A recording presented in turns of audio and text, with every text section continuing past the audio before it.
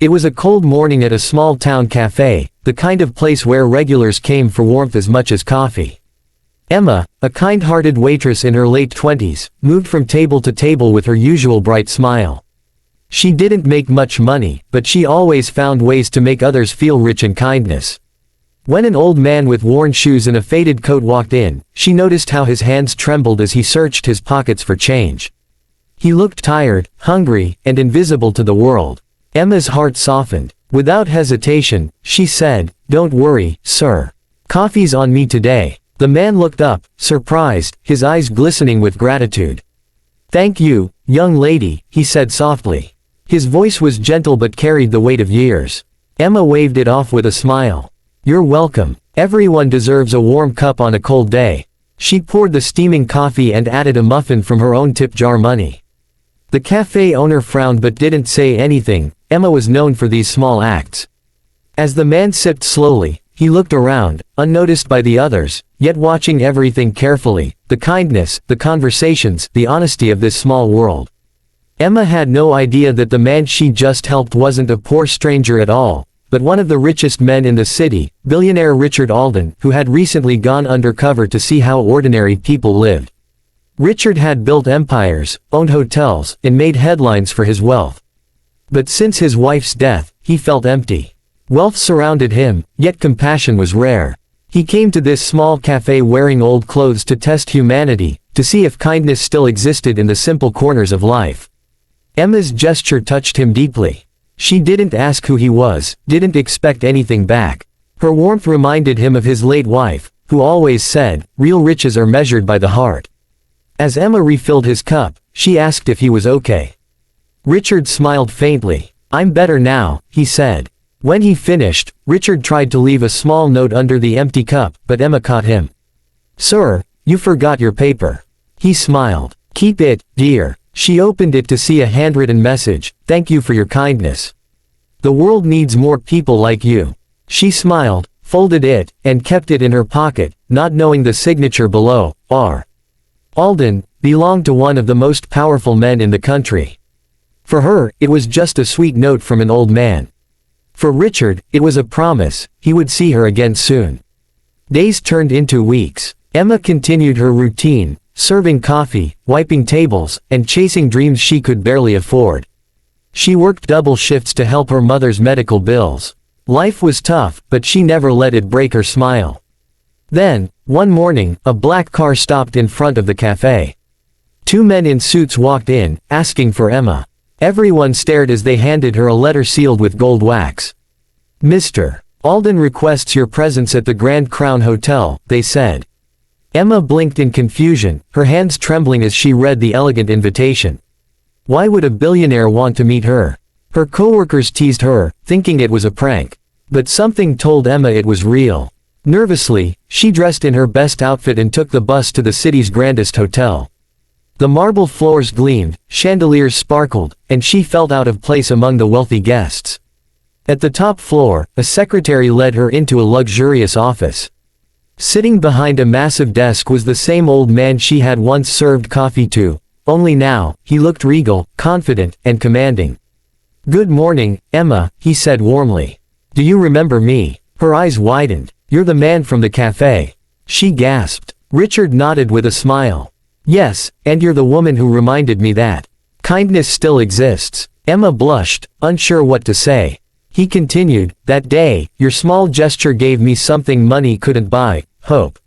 He stood and handed her an envelope. Inside was a check large enough to change her life completely. "This is not charity," Richard said softly. "It's gratitude. You paid for my coffee, I want to repay you for the warmth you gave me that day."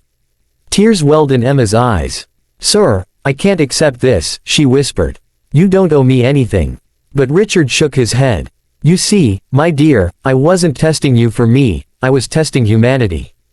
And you passed with grace." He explained how he had been helping small businesses and people who showed genuine kindness.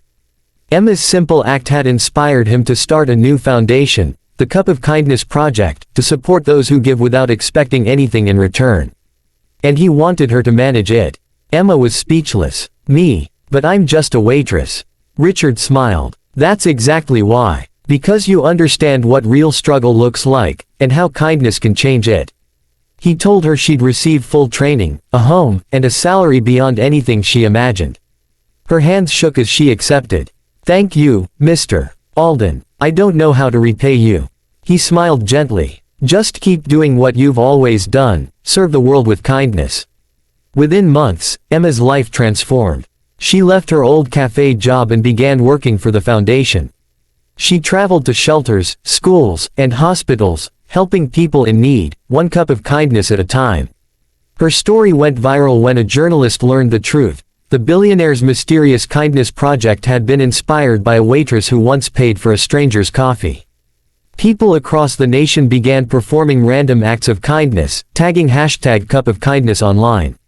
Emma became a symbol of hope in a world that often forgot how to care. Richard continued to mentor her like a father figure. He visited the foundation regularly, watching with pride as Emma grew into a leader. But he never let fame change her heart.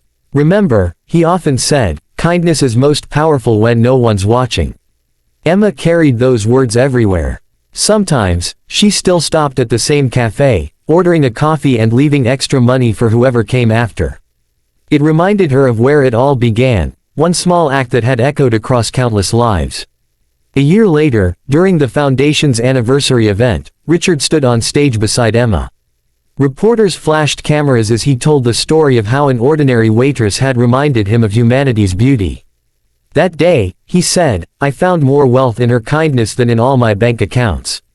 The crowd applauded, but Emma's eyes were full of tears. She hugged him tightly, whispering, "You gave me more than a job, you gave my life purpose." He smiled. "No, Emma, you gave me that first." As the years passed, their friendship became legendary. Richard often said she was the daughter he never had.